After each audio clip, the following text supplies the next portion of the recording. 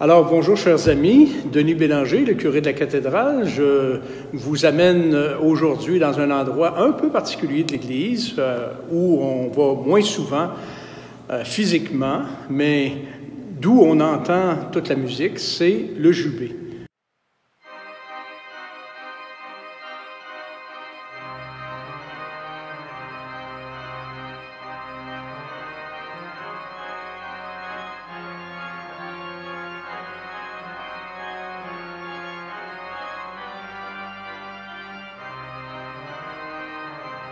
On sait que l'orgue actuel, à laquelle je suis assis présentement, a été construit en 1927 par la firme Casavant et Frères de Saint-Hyacinthe et il porte le numéro d'opus 1217.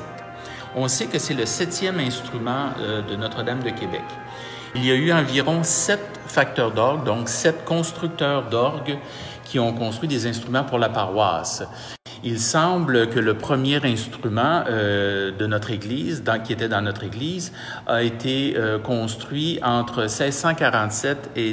en fait, l'Église a été construite entre 1647 et 1650, et le premier orgue venait très probablement de France.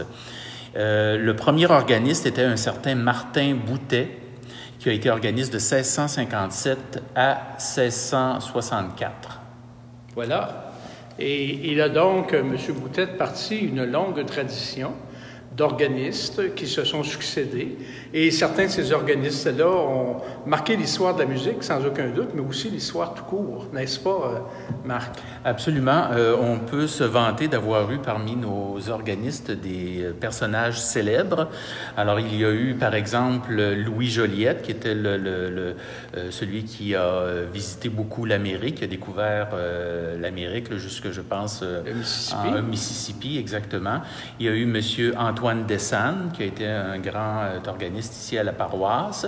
Et évidemment, il y a eu la dynastie des Gagnon, à commencer par Ernest Gagnon. Alors, Ernest, c'est quand vous entendez les Noëls traditionnels, les anges dans nos campagnes, sa berger, etc., il est né le divin enfant.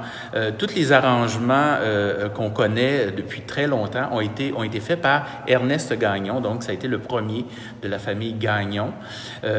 Lui a succédé son frère Gustave, et le fils de Gustave, finalement, Henri Gagnon, qui a été là pendant, mon Dieu, tout près de 45 ans.